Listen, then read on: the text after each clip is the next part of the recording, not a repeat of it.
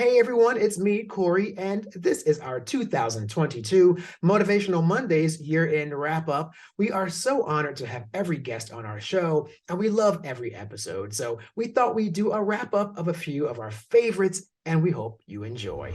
On his popular Anatomy of Success podcast, entrepreneur and motivational speaker Steve Wallenhouse, he shares thoughtful perspectives on how we can all live a more fulfilling life. And according to Steve, it all comes down to the four tenets of equanimity.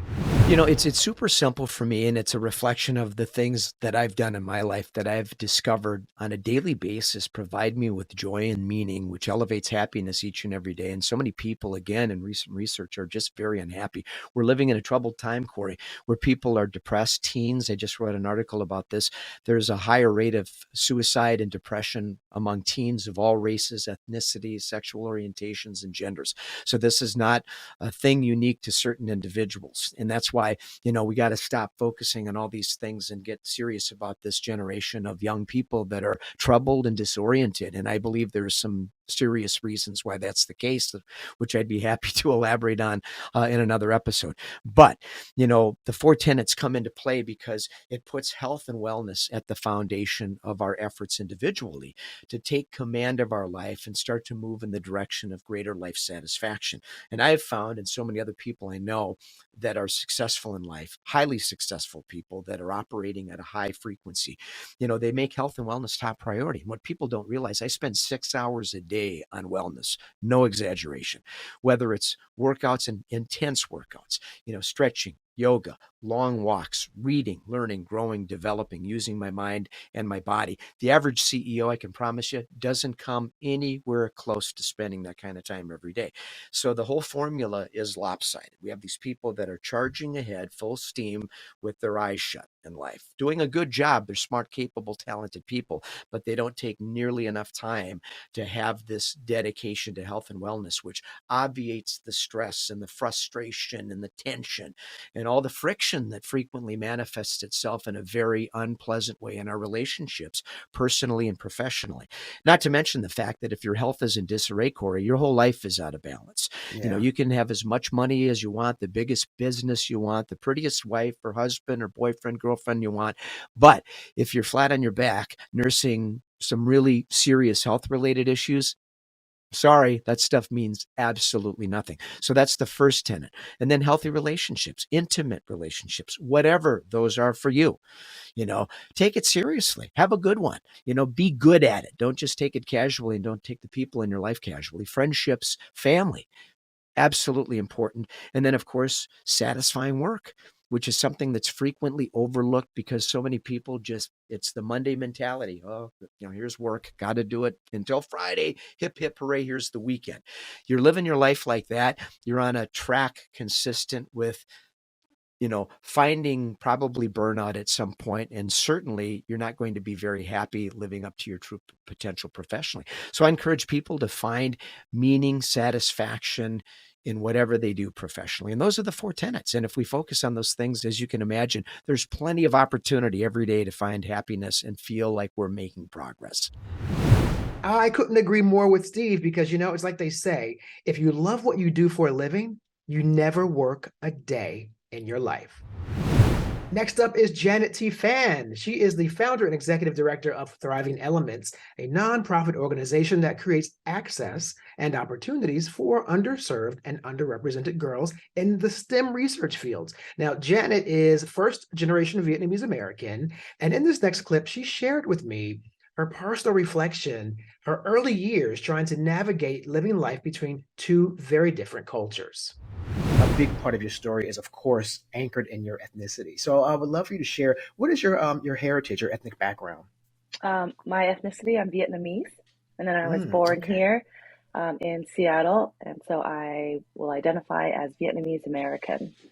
Okay. Yes, yes. And I know that's such a big part of your story too, is the first generation Vietnamese, I guess, parents who are here in America, raising an American daughter, right? And having this sort of conflict a little bit of, I guess, the cultural conflict as far as maybe what life would have been like raising you in Vietnam versus America. So can you talk a little bit about some of that experience and the different difficulties you had with that? Yeah, absolutely. I thought it was just me as I was growing up, but later on in life, I realized there are others who are straddling this line between two cultures, being where their parents came from and their ethnicity, and then being American. And so, for my parents, they were refugees from Vietnam because of the war. And so, coming here and raising me, it was just difficult for them as they didn't know how to navigate the American education system, the American professional system, and then also, especially when you're going through grade school, middle school, high school, you see all of your Americans doing X, and then your parents telling you you can't do X because they don't understand what that is. Or me wanting to do community service or having the opportunity to compete in Future Business Leaders of America at the state level, where I have to travel all the way across the state, and they challenge me on, well, is that helping you make money? Is it helping you for college? Like, you should be staying at home, because all they knew was staying at home and studying and doing well in school, and your schoolwork is going to get you far. And so they didn't know all of these extra stuff. Yes, yes. And would you say then those are sort of cultural norms then within your the Vietnamese culture would be that that would pretty much be the path, right, that your parents would expect in general? Correct. For their generation and what they knew about the American culture, because a lot of it they learned on TV as well. So, in addition to these cultural norms that they thought were normal based on what they saw on TV, um, it was also reflected on me when they were watching things back in the day. There was like the Jerry Springers, the Jenny Jones, and Yeah, they're like, and they "Oh, were are you?" terrified. Yes, they don't want their daughter needing to figure out who the baby's father is. I don't know, right? Or doing Right, right, drugs. right. And so Yeah, I'm yeah. defending myself, trying to do community service, extracurricular activities, and then also defending myself against what they see on TV. Yeah. That's so interesting because I had not even thought about the perspective of what a family from another country would assess would be American if they got here and they turned on like The Housewives or Yeah. they turned on Jerry Springer and there's like a chair being thrown across the stage, Yeah. right? Yeah. I mean, I didn't even think about, I know they were like, no, you're not leaving the house. So I totally get it. What a great inspirational story. Thank you, Janet, so much for sharing it with us. You know, America is, after all, a country of immigrants. And so when I hear those stories about the American dream coming to life for immigrant families, well, it makes us know that America is like no other place in the world. In one of my most moving conversations ever on Motivational Mondays, foster care reform advocate and CNN hero Rob Shear shared how his early life in a deeply flawed foster care system inspired him to advocate for changes that will better the lives of kids in foster care today. See, Corey, we are known in the DC area for these huge toy drives that the Shears would do. And we would collect thousands of toys in front of Ben's Chili Bowl. Local radio stations would come, local celebrities, politicians. And this one particular year, I said, I don't want to do it. And he said, what do you mean? And I said, what are we teaching our children? We're teaching our kids that you buy that needy kid a toy and you pat yourself on the back and everybody feels good. I said, how are we truly impacting children in the system? And he said to me, what do you want to do? And I literally pulled out a trash bag out of my desk, which I have one here. I never allow it to be far from me because I never want to forget where I came from. And I laid it on the desk and I said, I want to eliminate trash bags in DC foster care system. He literally looked at me and said, you're batshit crazy. I said, I know, that's why you married me. I said, we can do this. So we gathered members of our church and my senior staff, some local politicians, and I told my story, the story that I just shared with you. People were shocked, tears in the room. And then I told them about what a child deserves to have, a community that shows them love and shows them love by giving them something of their own, a brand new pair of pajamas, their own lotion, shampoo, conditioner, their bar soap, their own toothbrush and toothpaste. Every child deserves an activity. They all deserve a book, because if you educate a child's mind, You actually educate your future. I wanted every child to get a stuffy. And then finally, my son Grayson, he was 5 years old at the time when we packed our first case. He said, Daddy, everybody needs a blankie. I said, a blankie? I said, Grayson, you know these kids are not cold. He said, I know, Daddy, but every time they wrap themselves up in their blankie, they know we love them. See, Corey, that's what we all want. We want to be loved. We want to know that we're not disposable. We're not invisible. And with that, we packed a comfort case and another and another. And my friend, I'm here to tell you, 10 years later, we have packed and delivered over 175,000 cases. We have delivered Wow, them to that's a all lot. 50 states, DC, and Puerto Rico. And by the way, during the height of the pandemic, when we all woke up and didn't know what was going on, children in foster care, they live through that every day. Every day is a pandemic for them. My husband and I, we were gathering our team and opening up an office in the United Kingdom, where over 84,000 children are in foster care there. And by the way, they carry trash bags just like here. Such an inspiration, and what a great guy and a terrific father. So I encourage you all to learn more about Rob Scheer, check him out online, and consider supporting his cause. Naja Hall is a dynamic certified family life educator and life coach and brand new beauty entrepreneur. She's a whole lot of fun and very savvy. And in this next clip from our motivational conversation, Naja gives her career advice that can actually be applied to your personal life as well. You're doing so well in your career in media, and I think you're a great role model for other young women looking to get into the media field. So just if you have a few words of advice or wisdom about a young college student, perhaps, or someone in college in general, Yeah. looking to get into the media career, what would you suggest are some steps to take? If you are looking to embark on your media career, I would say this: no matter how old you are, no matter what type of equipment you have, start today. It doesn't have to be perfect. My first podcast, I recorded it from my phone. That one probably got maybe 50 listens, 50 downloads. But you know what? I just kept going. I literally kept going. My podcast now, I think we're getting 10, 20,000 downloads per episode. Wow. But that's just simply because I kept going. Also, talk about what you want to talk about. Be free and be yourself. Think about what your future self would want to hear. Always put things out that your grandma would never be ashamed to hear. Or your parents or some adult or some person out there that you respect, maybe a mentor.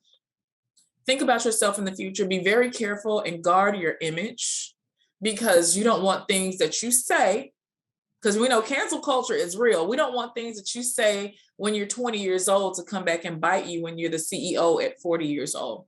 So just be very mindful with your words. Always be fair. Most importantly, be consistent. Always, always, always be putting something out. Make sure you stay on the top of people's minds. Don't engage in social media fights unless you're getting paid for it. Don't do that. And just always make sure you lead with love. Everything that I've done, even if it's been from a painful experience, has always been with the purpose of me teaching others so that I could save somebody else going through some of the things that I've gone through. So, yeah, be consistent, lead with love, guard your image, and watch your mouth. Thank you, Naja. Watch your mouth is probably the most actionable advice we've ever given here on Motivational Mondays. A lot easier to say than to do. Bryan Terrell Clark has made a name for himself in music, TV, and of course, Broadway, where he starred in hit shows like Hamilton and Thoughts of a Colored Man. Now, Bryan's also a passionate motivational speaker who advocates for achieving for success through living life as your most authentic self. I'm at the place right now in my life, Corey, where if it's not a yes, if it's not a, ooh, I'm excited about this, then that usually means it's a no. And I think that as actors, because we fight so long and we have seasons of not working, that sometimes we think we just need to take anything and everything. But the truth is that our biggest superpower as an actor is the ability to say no. No, I don't think this aligns with my vision of what I want to put out into the world. Because that's the other thing we have to realize as artists, we're really, really important to the fabric of society. We're important to culture. We reflect, as Nina Simone said, we're like a mirror. We reflect culture back to itself. And I think that we have to be careful about what we're pouring into people's ears, what we're pouring into people's, vision. What is it what is it that we want society to be, and how do we reinforce that through the stories that we tell? And so I'd love to think that somewhere deep down I was super clear with the universe, and that's why these projects came. But I have to be honest, in the beginning, you do kind of take what you can get. I do also think that you end up getting the things that reflect what you are, because that's the things you shine the most in. So that also makes sense. I'm booking those roles because those auditions are probably my best auditions. And that comes down to your technical skill. Yes. And that's the other thing that I would tell anybody too. I think we are in such a microwave society where we want everything fast. And, I'm going to keep saying it over and over and over again on this podcast. You don't want it fast. You want it to last. And you want to be good at what you do. I'm creating work right now. I'm writing films and TV shows, and I'm in the early development stage. I'm learning what it is to develop narrative and story and in these different mediums. And I have friends all the time that are like, so when you going to put me on? Hey, when you gonna give me a call so I can meet such and such, or when you gonna give me a call so I can play a role in this? Why don't you write me a role for that? And the truth of the matter is, when the time comes, will you be ready? Will you be ready for that thing that you've been saying you want? Are you really ready? And I realize that sometimes we despise the in-between time. I'm telling you, all the magic happens on the in-between time. I'm shooting a TV show right now in DR, and by the time they say action, they are so concerned with the lighting, the camera angles, the timing, all of those things. They're not really as invested in the actor's process. Every now and then you get a director who's an actor's director, but there's so many other elements that are controlling that performance. Once they put music to it, the way it's edited, that performance is not really all dependent on you. So you kind of have to show up and be ready to do your job. And nobody can really tell you how to do that. You've got to have that training and have that history already in the bag. They hired you because they want you to show up, and 3, 2, 1, action, boom, it's there and cut. So the time that you have where you're not working, the time that you have while you're waiting, that's the time. That's magical. That's the time to develop. That's the time to become your best self. So when it is time for you to be revealed, what we get to see is your authenticity, your process, your work, your magic. I so agree with Bryan on this one. If you can't be you and you don't know how to be your most authentic self, how can you bring your most authentic magic to the world? Be you. In another one of our favorite episodes of Motivational Mondays, we featured Dr. Dustin York. So much useful information. He's a leading communications expert and a really, really cool guy too. Now, we had a conversation discussing how students can benefit from understanding the differences between verbal and nonverbal communication. But more importantly, we also had a great conversation regarding how to approach conflict resolution. First, conflict resolution is one of those things a lot of people are just scared of. Right. I don't want to be part of it. I'll give into your side, or there adds conflict over time. And it's like the snowball effect, et cetera. So I tell you what, so for the students listening, I always this is how I think, this is how I do these keynotes in my classes and trainings and whatnot. I try to be as applicable as possible. Like, give me something I can use today, right? Don't tell me about a theory or abstract thing or, Aristotle necessarily, but tell me something I can use today. So I'll give you this real quick.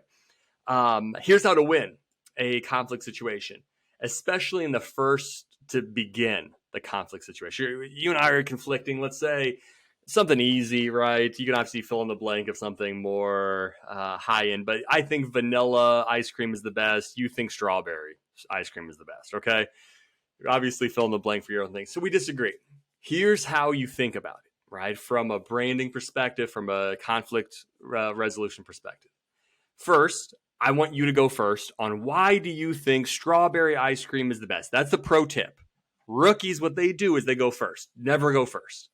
Please, Corey, tell me about why you think strawberry is the best, right? And you'll tell me, right? Strawberry, boom, boom, boom, these reasons. This is what you have to do. Okay, this is a big point in conflict resolution, big moment right here. What I have to do is I have to say literally this. Corey, what I hear you saying is you think strawberry is the best because X, Y, and Z. Is that correct? Now, don't be passive aggressive or like downplay your thoughts, right? Like you're not trying, oh, you just think this. No, legitimately, paraphrase what they just told you. Is that right? Your goal is to get, in my case, Corey, I want you to say, that's right. That's the key. Because here's the thing, Corey, if you just had your side about strawberry, and if I just jump into why vanilla is the best, what do you feel? You feel unheard. Oh yeah. Did you even listen absolutely. to me? Right? You had no. What are my points? You were just thinking about your side while I was talking.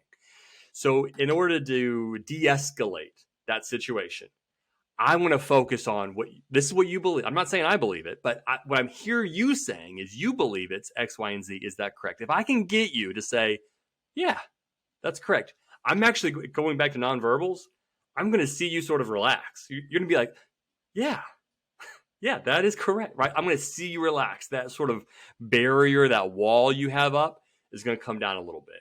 So when then I go into vanilla side, you're going to listen, right? You're not going to be defensive and trying to fight me as much anymore because we're having this kind of good conversation. I've shown good faith at this point. So that's just one tactical tip, that one sentence I would say students use immediately. Use with your roommate that won't clean up their side of the room, or Thanksgiving when that one family member is going off about that one conspiracy theory. Use this strategy immediately. Keep that advice handy, because if there's one thing we need today, it's more conflict resolution. One of our most popular episodes ever of Motivational Mondays features Stephanie Shojaee. Now, she's a leader in luxury real estate development in South Florida. And in this clip, Stephanie explains why she refers to being a Latina as her superpower. I have this book that was written by, and I just interviewed her 2 weeks ago, Daniela Pierre Bravo. Do you know her from MSNBC? And she's on Morning Joe, and she from Hispanic heritage. Maybe if I see her face. Well, I bring it up because literally verbatim, a very similar story. She had to sort of exist with the undocumented status and the parents. And so she had to rise above all that. And I really feel that because of that and because of your adversity, and I'll just see if it relates to what she says, do you think that drove you to be hyper successful, even more so because you almost out of necessity had to do that? Absolutely, 100%.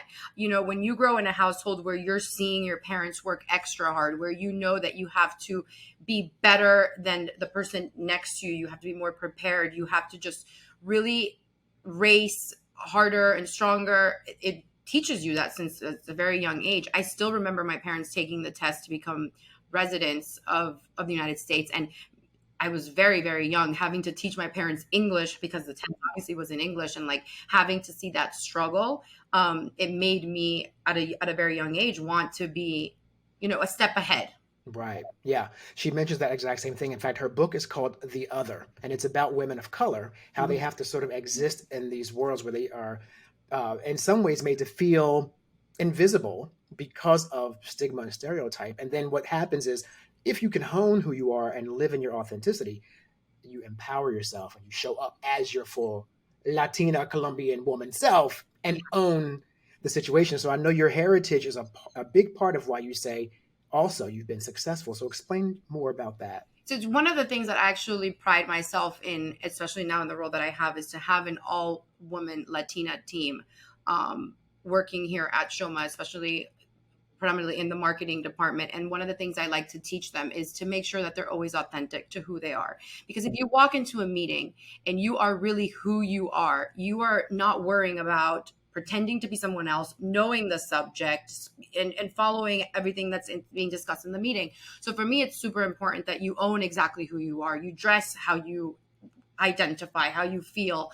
So for me, that's one of the main things I try to teach girls. But I think the Hispanic heritage, for sure, I think is one of my superpowers. I think that it's made me such a hard worker, having to, like you said, I have to identify with who I am and like work harder so that I don't get shadowed in the back, which I did get always put back in the back. Even in kindergarten, there's so many things that you think a teacher doesn't realize that a little kid will always take with them. I remember them saying to take out a red crayon. And I was very young, but I didn't know what red was or what color. I knew crayon, but I was like picking up all the colors, and the teacher kind of just like didn't make me the line leader because obviously I wasn't going to lead. So she put me all the way in the back versus like maybe teaching me this was the red and like helping me. At a very young age, I knew like I was going to be placed in the back. I was the Hispanic girl. My parents probably didn't understand what the teacher was saying.